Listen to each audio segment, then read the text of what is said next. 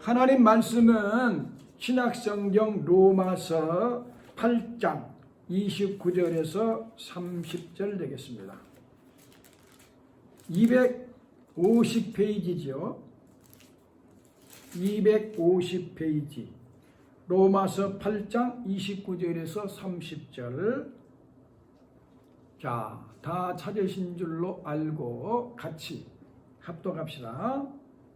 하나님이 미리 아신 자들로 또한 그 아들의 형상을 본받게 하기 위하여 미리 정하셨으니 이는 그로 많은 형제 중에서 맏아들이 되게 하려 하심이니라. 또 미리 정하신 그들을 또한 부르시고 부르신 그들을 또한 의롭다 하시고 의롭다 하신 그들을 또한 영화롭게 하셨느니라.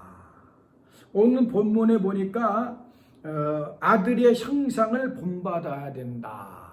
아들 예수님의 형상을 본받아야 된다. 그래서 성경의 핵심이 저는 예수님을 닮아서 한 사람 한 사람이 예수님을 닮아서 가족 천국을 만들고 그 가족들이 교회에 나와서 교회 천국을 만들다가 죽어 천당 가는 것이 성경의 핵심이라고 생각을 해서 우리는 예수님을 닮아 한 가족 같은 교회가 되자고 표현을 걸고 지금까지 목회를 하고 오고 있습니다. 그래서 우리는 예수님을 믿고 예수님의 말씀을 듣고 예수님께 기도하고 예수님을 모시고 살고 결국에는 예수님 계신 천국에 가야 될 사람들이기 때문에 예수님 없이는 살 수 없고 예수님을 떨어져서는 살 수 없듯이 예수님과 우리는 하나가 되어 살아야 되는데 하나가 되어 주님 모시고 산다면 예수님을 닮아가게 돼야 되지 않느냐. 주 사귀어 살면 주 닮으리니 날 보는 이마다 주 생각하리. 할렐루야. 그래서 예수님을 닮아야 될 줄로 믿습니다. 그런데 우리가 예수님을 닮아야 된다고 할 때 조심해야 됩니다. 예수님을 가장 신약에서 많이 닮은 사람은 바울이라고 자타가 인정할 수가 있지요. 바울 사도는 고린도전서 11장 1절에 내가 그리스도를 본받은 자 같이 너희들은 나를 본받는 자 되라 그랬습니다. 그러면 예수님을 본받은 바울이 나는 예수님을 너무나 많이 본받고 닮았기 때문에 예수님의 겸손을 담고 사랑을 담고 겸손 섬김을 담고 뭐 여러 가지 말을 할 수 있는데 바울 사도 서신서를 아무리 봐도 나는 예수님이 어디를 닮았다 이런 말은 안 와요. 닮기는 닮았는데 오히려 예수 그리스도의 심장을 가졌다고 빌립보서 1장 8절에 말하고 갈라디아 4장 19절에는 이 갈라디아 교인들이 복음 예수님 안에 있다가 이단들에게 마음이 뺏겨가지고 할례를 받아 구원받는다고 하는 이 이단에 빠져버려요. 거기에 가슴이 아파가지고 바울사도가 너희 안에 그리스도의 형상이 이르기까지 나는 해산하는 수고를 다시 하겠노라. 해산하는 것처럼 아기를 낳은 것처럼 눈물로 기도하면서 너희 가슴 속에 예수의 형상이 다시 새겨지기를 바란다. 그런 걸 보니까 예수 닮으라는 거는 율법적으로 도덕적으로 윤리적으로 예수님이 어떤 부분을 닮으라고 하는 것을 강조하는 것보다 예수님과 하나 되기를 더 원한다는 것을 우리가 꼭 잊지를 말아야 된다. 신랑 되신 예수님은 너무너무 우리를 사랑하기 때문에 사랑에 욕심이 많아요. 그래서 머리부터 발끝까지 온 몸과 생각과 우리 감정, 영혼까지 다 소유하기를 주님은 원합니다. 그리고 하나가 되기를 원합니다. 진짜 사랑한다면 그분과 하나가 되기를 원해야 됩니다. 그래서 한 몸이 되기를 원하는 것이 사랑 아니겠습니까? 그렇기 때문에 예수님이 자기를 닮으라고 할 때 우리가 예수님의 어떤 모습을 닮으려고 흉내를 내버린다면 그거야말로 신앙이 빗나간단 말입니다.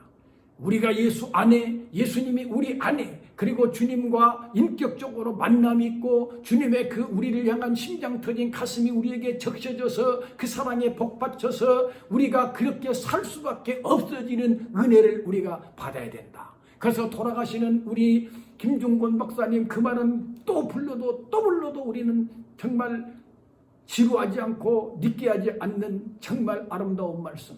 70살에 예수를 다시 만났는데 불러도 대답이 없는 내 이름을 부르다가 심장이 터져버린 예수를 만난 뒤에는 내 마음대로 살 수 없었다. 보세요. 내 마음대로 못 살고 주님이 원하는 대로 사라져버리더라.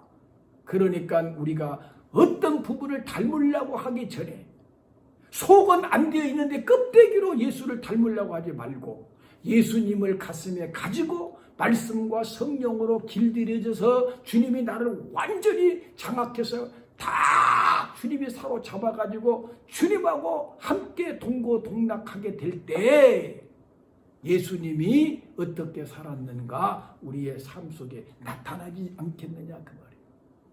그래서 예수님과 하나가 먼저 되시고 하나가 되어 주님 보섬겨 살 때 주님 성품들이 여러분의 삶의 현장에 나타나 주기를 바라는 그런 은혜가 있기를 주의 이름으로 축원합니다. 그래서 주님의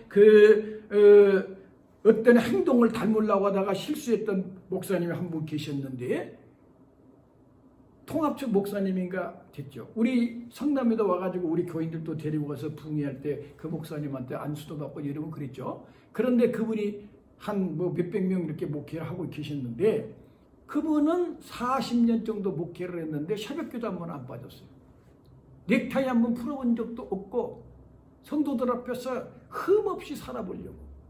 그러니까 성도들이 목사님을 존경을 하면서도 밑에서 강대상을 쳐다보면 한숨을 쉬고 있다 이거예요.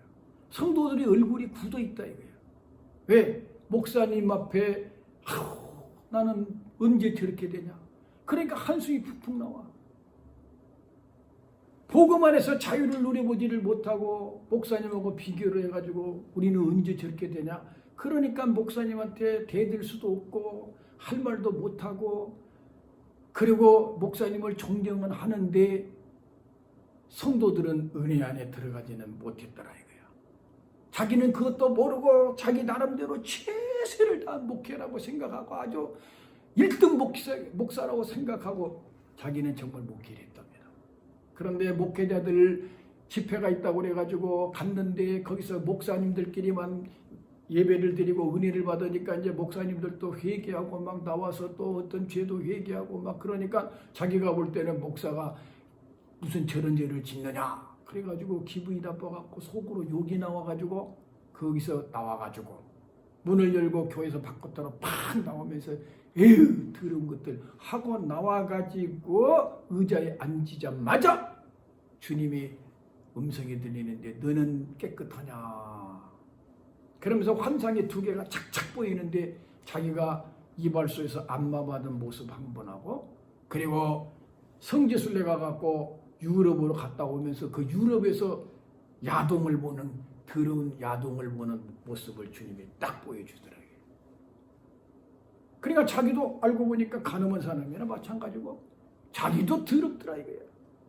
근데 그것을 회개한 것은 이야기를 했는데 나중에 제가 쭉 이야기를 정리를 해보니까 그 사람은 어떤 것이 더 무서웠냐면 성도들 양떼들을 예수께로 인도를 하지 않고 자기께로 인도한 절도요 강도 도둑놈 같이 되어버렸다 이 말이에요. 왜요?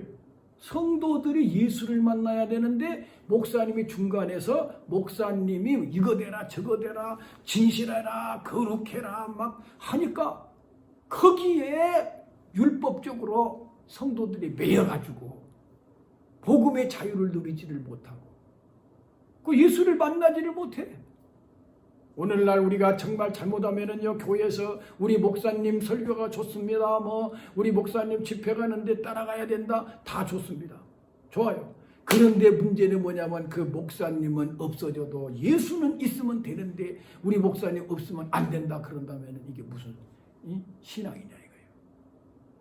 이해는 해요. 그 목사님이 예수님을 잘 보여주기 때문에 그런 목사님이 있어야 된다. 그런 건 필요해요.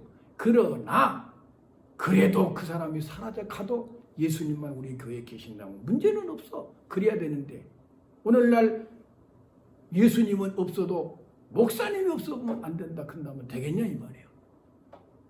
장로님이 없어보면 안 돼. 우리 교회 권사님 없어보면 안 돼가 아니라 예수님만 계시면 된단 말이에요. 아시겠어요?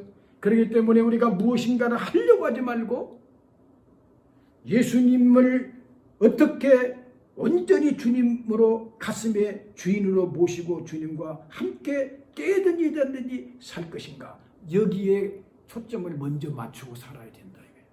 그래서 먼저 은혜부터 받으라는 말은 은혜를 받고 나면 예수님도 인정하고 자기도 주의종도 교회도 인정을 해준단 말이에요.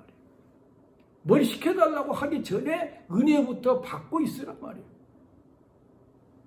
조금 한 달 늦고 6개월 늦고 1년 늦을 수 있고 3년 늦을 수 있지만 계속적으로 주님과 교제하고 은혜 받고 나면 나중에는 그 사람을 일꾼을 분명히 세워가지고 쓸 수밖에 없다니까요. 그러니까 마리아가 돼야지 마르다같이 일을 열심히 하려다가 마르다는 온데간데 없이 사라져버리고 마리아는 나중에 예수님 돌아가시기 전에 옥합을 깨뜨린 여인으로 칭찬받는 성도가 됐지 않습니까?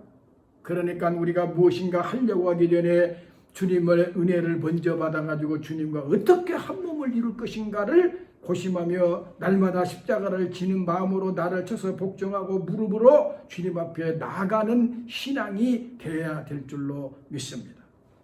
그렇게 주님과 하나가 되었을 때에 예수님의 성품이 그 언어나 삶이나 그런 것들을 딱 한번 뽑아보니까 17가지 정도 되더라고요. 예수님의 진실, 온유, 겸손, 섬김, 과묵함 쭉 나오는데 예수님의 한 17가지 정도 그 성품과 삶이 나타나더라고요.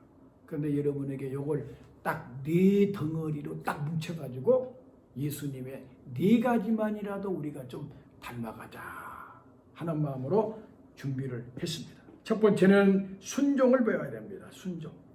예수님은 하나님의 말씀에 순종했는데 어느 정도까지 순종했느냐? 태어나서 죽을 때까지 완전히 주님의 말씀을 순종하고 살았습니다. 하나님의 말씀에 아예 매여버렸어요. 자기 자신의 자유는 없어요. 완전히 말씀에 매여버렸어요. 그런데 왜 말씀에 매여버렸는데도 예수님은 자유가 없다고 불평하지 않고 행복했느냐? 하나님과 하나가 되어버렸으니까. 예수님과 하나님이 하나가 되어버리니까 예수님의 말씀이, 하나님의 말씀이 예수님의 삶이 되어버려. 그러니까 이거는 매이고 억압이 아니라 자유가 되고 행복이 되어버려요.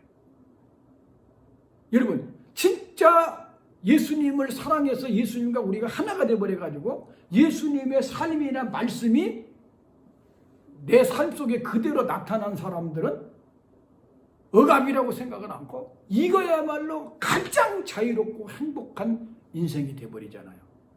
다 이해가 되시면 아멘 하시기 바랍니다. 다 집집마다 아멘 하셨죠? 그래서 우리는 순종을 배워야 되는데 예수님이 태어나서 죽을 때까지 완전히 순종했어요. 그래가지고 우리 예수님은요, 베들레헴에 태어나라 그러니까 베들레헴에 태어나요. 가나안은 목수의 아들로 가난하게 태어난다고 분명히 했어요. 그러니까는 마구간에 태어나요. 그리고 예수님은 납달리나 갈릴리 그 주위에서 행할 것이라고 예언을 했는데 주님은 갈릴리 바다가 주 행동 거지가 되셨어요. 그러니까 예수님은 사는 것도, 그리고 죽으실 때는 주님은 목이 말라 죽을 것이라고 시편 22편에 입천장에 혀가 붙어버린다고 그랬는데 성경에 응하게 하려고 요한복음 19장에 보니까 내가 목마르다. 그리고 목마르다고 할 때 식초를 준다고 예언했거든요. 그러니까 해흉을 탄 식초를 마시게 하잖아요. 그러니까 죽는 것까지도 말씀에 매여서 죽어요. 부활까지도 그렇고 나중에 재림도 하나님이 내려가라 할 때 오실 거 아닙니까? 그러니까 하나님의 말씀에 완전히 순종하신 예수님. 그래서 아담은 불순종으로 온 세상 사람들을 다 죄인 만들어버렸는데 예수님은 죽기까지 순종하심으로 모든 인간을 의인 만들었다. 그래서 아까 처음 시작할 때 여러 번 읽어드렸지만 빌립보서 2장 5절 예수 그리스도의 마음을 가지라 그랬는데 그 예수님의 마음은 자기를 비워 종의 형체를 가져 십자가에 죽기까지 복종을 해버렸더니 하나님의 글을 높여가지고 모든 사람이 예수님께 주라 시인하게 만들어버렸다. 진짜 승리자가 되어버렸다. 죽기까지 순종해버렸더니. 그래서 하나님은 순종하는 자를 그렇게 사랑하십니다. 그래서 요한복음에도 내 말을 가지고 지키는 자야 나를 사랑하는 자니 나를 사랑하는 자는 나보다 이렇게 사랑을 받을 것이요 나도 그를 사랑하여 그에게 나를 나타내리라. 사무엘상 15장에 보니까 순종이 제사보다 낫고 듣는 것이 수양의 기름보다 나으니 이걸 거역하는 것은 사신이 우상한테 막 절을 하고 그리고 악한 죄를 진 거나 똑같다 이거예요. 그러니까 하나님은 여러분이 헌금을 얼마를 하고 주일날 예배를 어떻게 드리고 그것보다 하나님의 말씀을 순종하여 삶이 하루하루가 말씀 안에 길들여져서 주님과 동행하는 삶이 바로 그 사람이 사는 게 예배고 그 사람이 말하는 게 찬송이고 그 사람이 드리는 것이 헌금이다 이 말이에요. 그래서 우리 주님은 순종을 그렇게 원하신 줄로 믿습니다.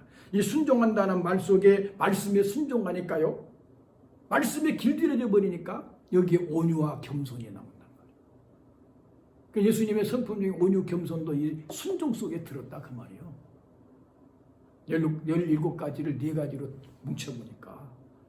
그러니까 말씀에 길들여지지 않는 사람을 우리는 잘못하면 온유한 사람이라고 할 때가 있어. 누구? 왜 좀 바보처럼 말도 잘 안 하고 화도 좀 안 내고 그러면 참 저 사람 온유해. 근데 속에는요 혈기가 있고요 교만이 있어요. 말씀의 방망이로 깨가지고 반석을 깨뜨리는 방망이 같지 않냐? 내 말에 불 같지 않냐? 속에 더러운 가시 같은 것들을 태워버리고 돌같이 굳은 강팍한 마음을 갈아엎어 깨져버려야 말씀에 길들여져 버려야 그게 진짜 온유. 이 사람이 우리 주님이 가장 온유하고 두 번째는 사람 중에는 모세가 온유함이 승하도다. 모세가 하나님의 말씀에 길들여져 버렸다 이거예요. 응? 그래서 순종하시는 예수님을 우리가 닮아가지고 말씀에 길들여지고 순종하기를 원하여 주님의 말씀을 가슴에 담아서 대개 부모님들이 말로 가르치는 부모 말을 안 듣는데요. 근데 몸으로 가르치는 부모님 말은 자녀들이 듣는데요. 왜 우리가 예수님의 말씀을 듣고 싶고 순종하고 싶습니까? 예수님이 말만 했다면 우리가 순종하지 않아요. 그런데 몸으로 우리에게 주님께서 보여줬어. 어떻게 십자가에서 가시를 쓰고 못을 박히고 심장이 터져 죽어가면서 창으로 옆구리에 맞으면 확인 사살까지 해가면서도 사랑의 세레나데를 불러주신 신랑이신 예수님의 사랑을 우리가 받으니까 순종하고 싶지 않아요. 그래서 여러분과 내가 예수님의 사랑을 받아 가지고 그 사랑에 탐복해서 저절로 순종이 되어져 가지고 순종하다 보니 온유하고 겸손하고 섬김의 사람이 돼야 정상이 될 줄로 믿습니다. 두 번째는 사랑을 배워야 됩니다. 왜 사랑을 첫 번째가 중요한데 사랑을 먼저 안 하고 순종을 먼저 말한지 아십니까? 사랑보다 순종이 더 중요합니다. 왠지 아세요? 사랑도 하나님이 하라니까 해야지. 하나님이 하지 말라는 사랑을 했는데 그게 순종 안 한 사랑은 그 사랑은 하나님 앞에 벌받는 사랑이 되어버리고 말잖아요. 어떤 사람을 여러분이 사랑한다고 하지만 그 사람 하나님이 사랑하라고 할 때 사랑하는 것이지 사랑하지 말라는 사랑을 남의 아내를 사랑해버린다면 그것도 사랑입니까? 그러니까 사랑한다는 것도 말씀에 기록된 말씀 안에서 순종의 사랑이 진짜 사랑이다 그 말이에요. 어떤 사람은 은혜 받고 창녀가 너무 불쌍해서 창녀는 100% 지옥 가니 창녀촌에 가서 전도해야 되겠다 그래갖고 창녀한테 넘어져 가지고 거기서 지금 살고 있다는 거예요. 그게 사랑이란 말입니까? 불순종의 사랑이니까 그건 저주받은 사랑이 돼버리고 말잖아요. 그러니까 우리는 사랑도 순종 안에서 사랑을 해야 된다. 예수님도 하나님이 너 가서 십자가에서 죽어서 사랑하라고 하니까 그 말씀을 죽기까지 복종하고 순종한 사랑을 했기에 그 사랑이 온전한 사랑이다 그 말입니다. 여러분이 사랑을 하더라도 말씀 안에서 사랑하시기를 주의 이름으로 축원합니다. 그래서 우리 주님은 사랑했는데요. 어느 정도까지 사랑했느냐? 이건 뭐 1000번 우리가 말해도 정말 가슴이 울리는 사랑입니다. 여러분 먼저 잘 들어봐요. 잘 들어봐요. 우리가 범죄할 때 하나님을 반역을 저지를 때 우리 죄는 하나님의 가슴에 못질을 했다.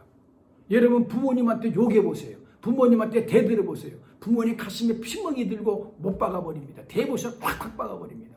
그러듯이 하나님도 우리가 범죄할 때 하나님 가슴에 못을 박아버리는 거예요. 여러분과 내가 일생 동안 지금 하나님 가슴에 몇 개나 못을 박았겠습니까? 응?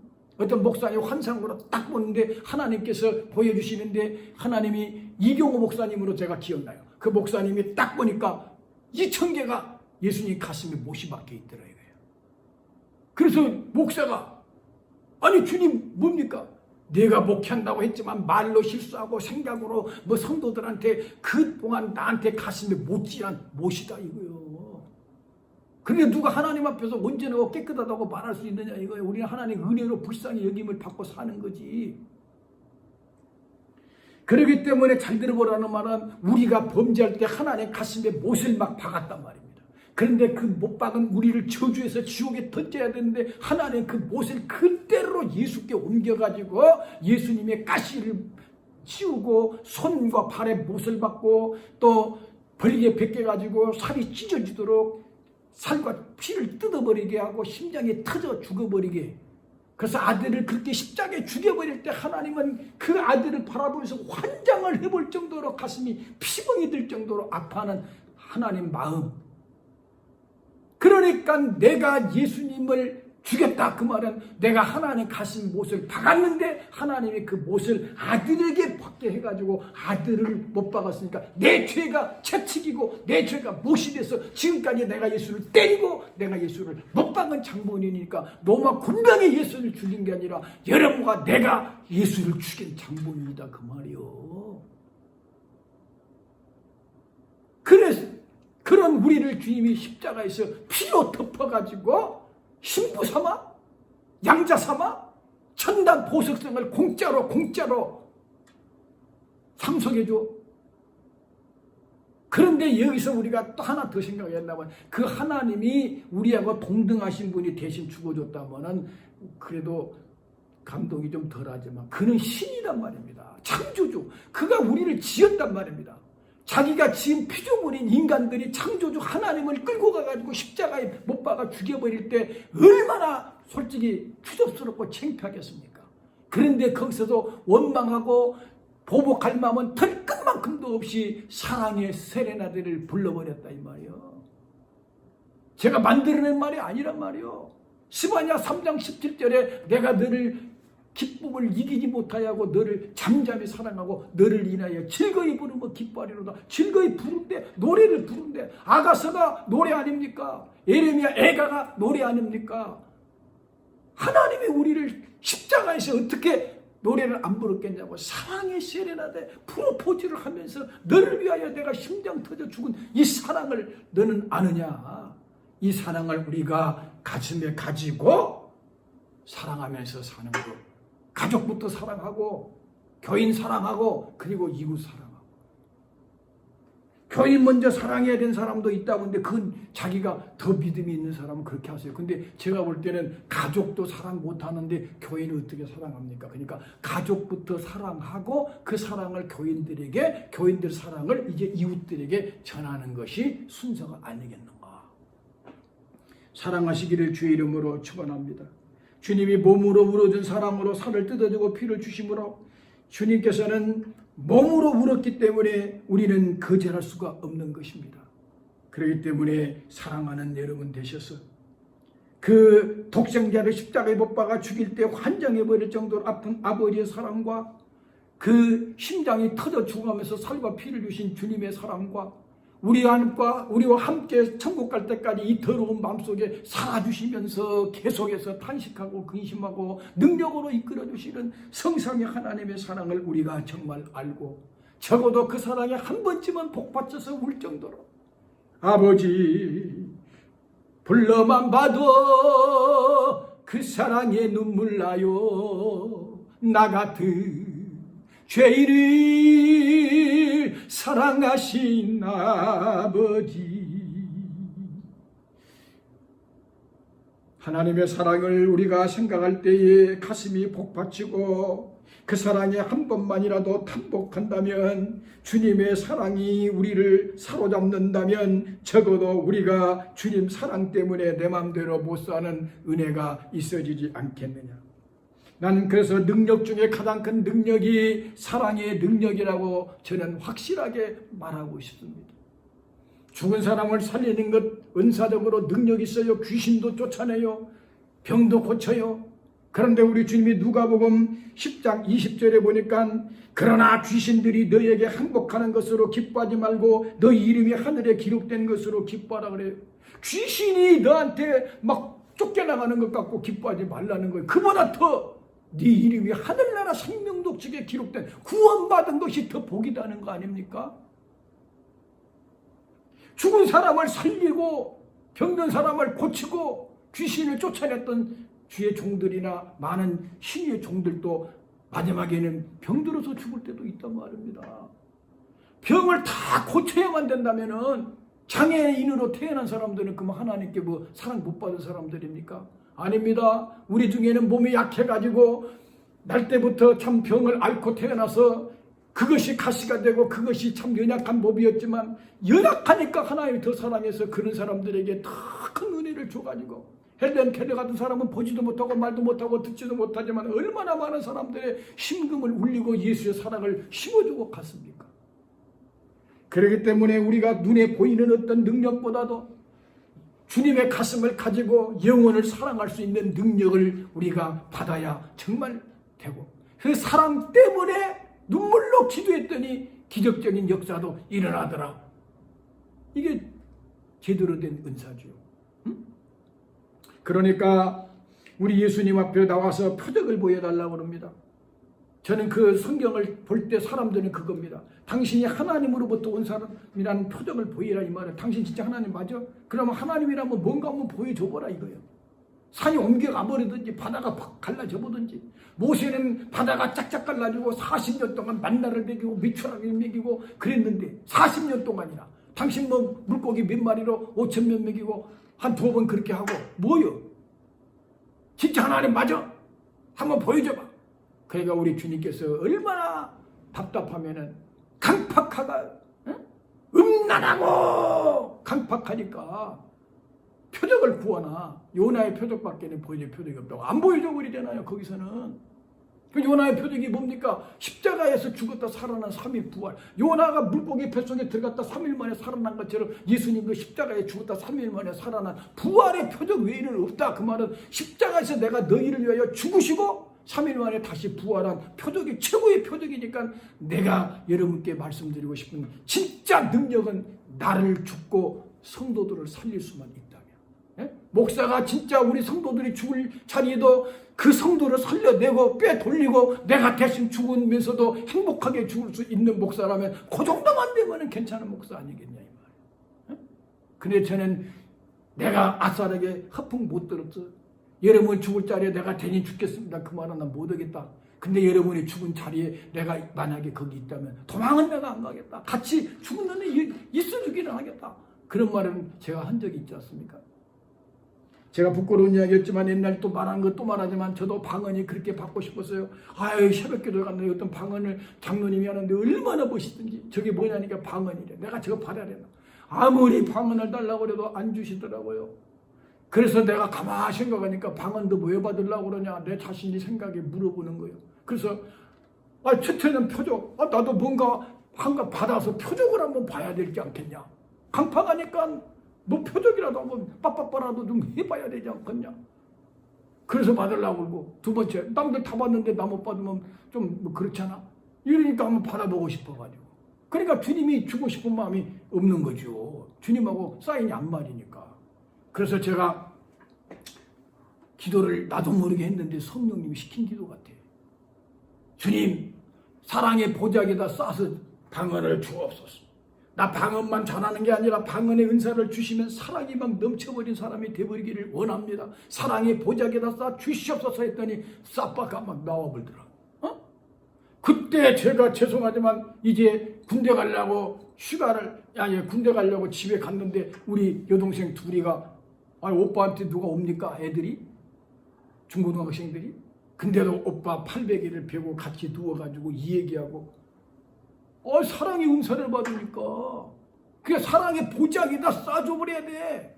그래서 사랑의 능력을 받아가지고 사랑하다 보니까 뭉둥이도 빨아보니까 뭉둥이도 빨게 되고 빨갱이도 아들 삼을 수가 있게 되고 그게 진짜 능력 아니냐 그 말이에요. 그래서 이 세상에서 가장 위대한 장군 중에 한 사람 나폴레옹은 오스트리아를 치려고 알프스를 넘어버 불가능은 없다 그랬어. 그런데 그 사람 월도로 싸우면서 전쟁에 지치고 나중에 뭐라고 그랬습니까?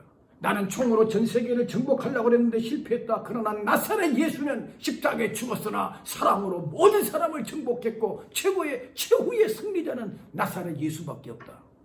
그 말하고 죽었다는 거예요. 그러니까 여러분 예수 그리스도의 사랑의 능력을 우리가 받아가지고 사랑의 사람들이 되셔가지고 사랑하기 때문에 다른 은사들도 따라와주는 은혜가 있는 여러분 되시기를 주의 이름으로 축원을 드립니다. 세 번째는 예수님의 대화법을 좀 배워야 돼요. 대화법. 대화법 속에는 진실도 들어있고 대화법 속에는 과묵함도 있고 대화법 속에는 꼭 필요한 말만 하시는 그런 여러 가지 성품이 있지 않겠어요? 예수님이 어떤 대화를 하시느냐 말이에요. 보세요. 자기를 버리고 간 제자 베드로에게 너희 놈아 나를 왜 이렇게 버리냐? 왜 나한테 3번이나 부인하냐? 내가 너 10번 부인한다고 했지 않냐? 이런저런 말 한 말도 안 하시잖아요. 딱 물고기 잡는데 가가지고 네가 나를 사랑하느냐? 그 한마디 딱 해버리니까 그냥 그 자리에서 바로 베드로가 힘을 얻어가지고 네가 나를 사랑하느냐? 이 말 속에는 내가 너를 지금 사랑하고 있다 이거요. 내가 너를 사랑하고 있어. 그러니까 너는 다시 내 양떼들을 좀 맡아서 쳐달라는 말이요. 그러면서 상처를 싸매줘 버리고 용기를 줘버리잖아요. 이런 대화 얼마나 멋있냐.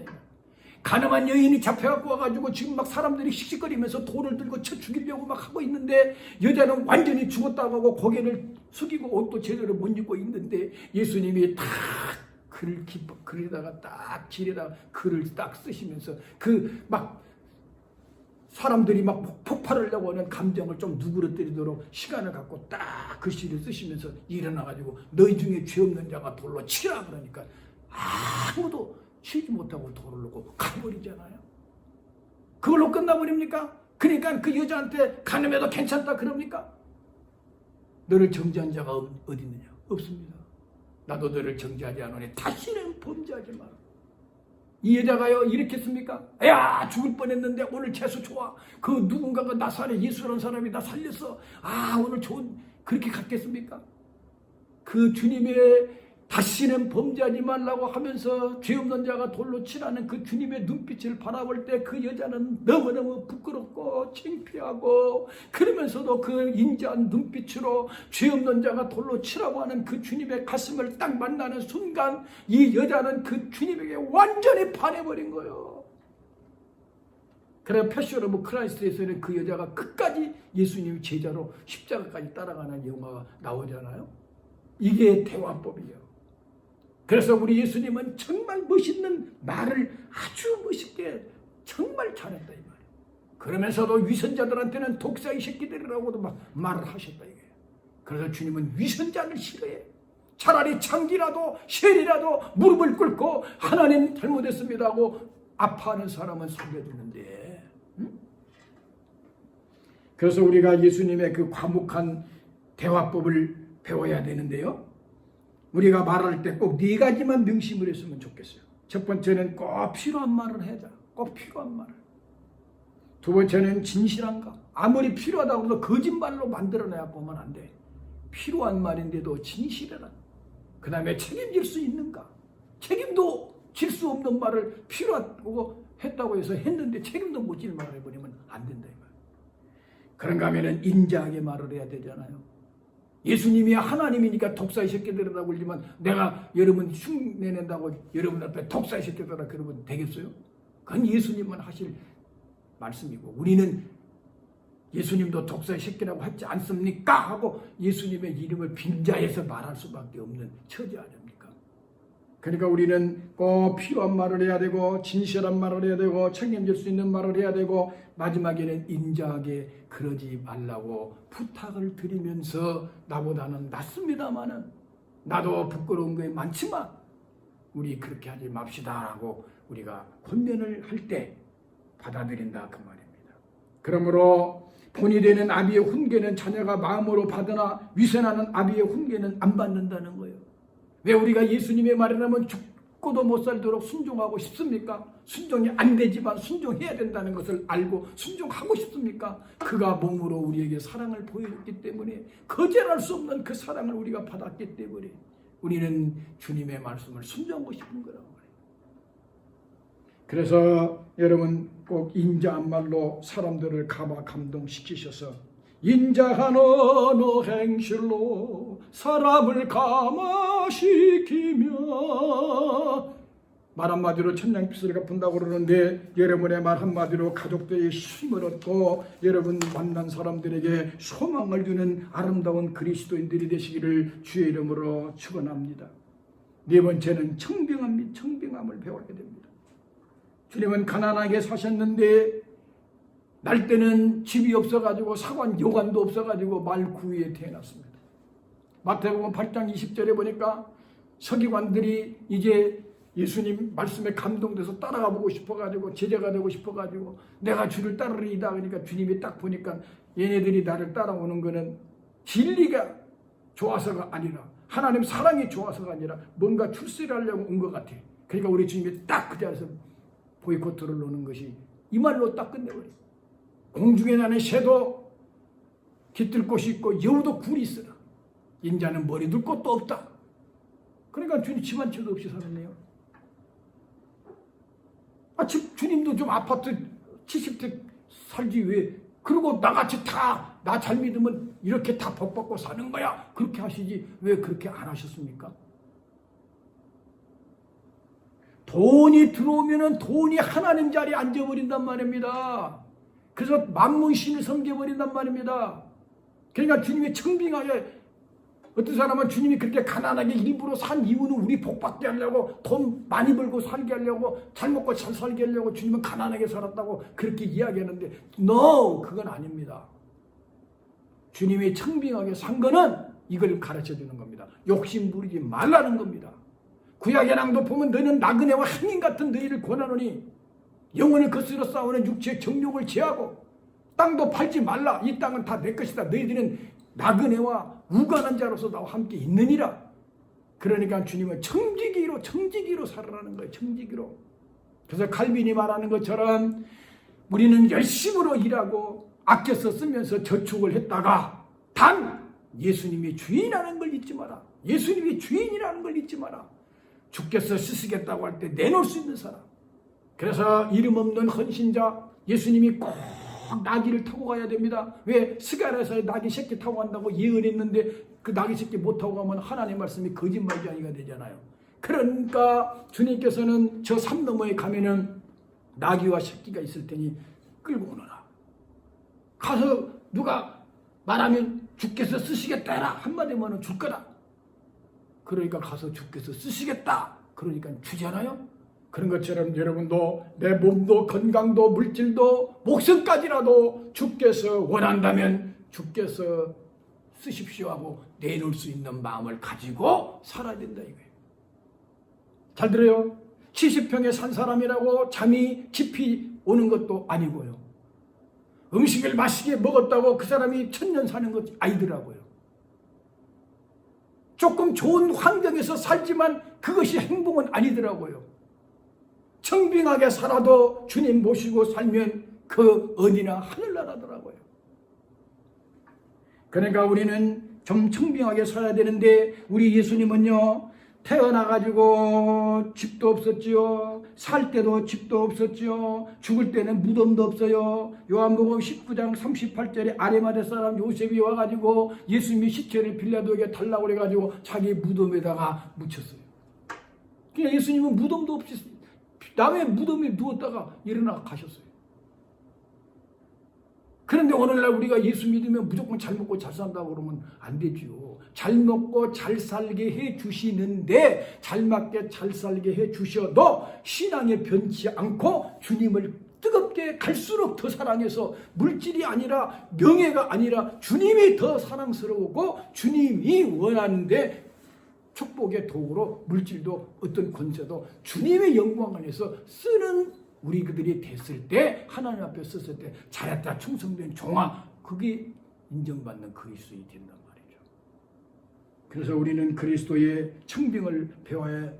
그래서 잠언서 30장 8절에 이런 기도를 우리는 자주 드려야 됩니다. 곧 허탄과 거짓말을 내게서 멀리하옵시고, 허탄하고 거짓말을 내게서 빼달라. 진실하게. 그러면서도 가난하게도 말고 부하게도 말고 일용할 양식으로만 주옵소서. 가난해가지고 내가 도둑질해도 안 되고, 부자가 돼가지고 내가 하나님 없다고 해도 안 되니까 어떻게든지 예수 잘 믿게만 해주십시오. 이게 아닙니까?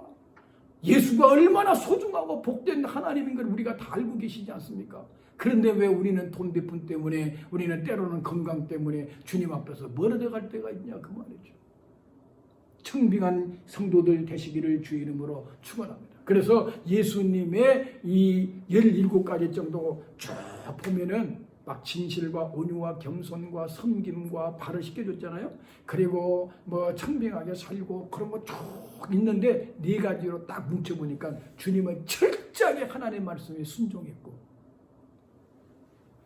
그리고 사랑하고 대화 말하는 것이 너무나 복되게, 그리고 청빙하게 하나님의 영광만을 위해서 딱 살다가 자기 양식도 하나님의 뜻을 이루어드리는 게 양식이라고 생각하고 사시다가 가신 우리 주님의 모습을 닮아가려고 우리가 좀 노력하는데, 아까도 처음 말했지만 내가 그렇게 흉내내려고 하지 말고, 속은 비었는데 흉내내면, 껍데기만 흉내내면 뭐합니까? 예수님을 모시고 주님과 벗어겨 살다 보니 주님 안에 모시고 사니까 나타나지는 은혜가 여러분에게 있어가지고, 앞을 보나 뒤를 보나 우리 진주교 성도들, 그래도 저 사람 진짜 예수님 제자, 예수 닮았구나, 그런 소리를 듣는 여러분과 내가 되시기를 주의 이름으로 축원합니다. 마지막 딱 한마디 성경 구절을 읽어드리겠습니다. 로마서 14장 18절에 보니까 이로써 그리스도를 섬기는 자는 하나님께 기뻐하심을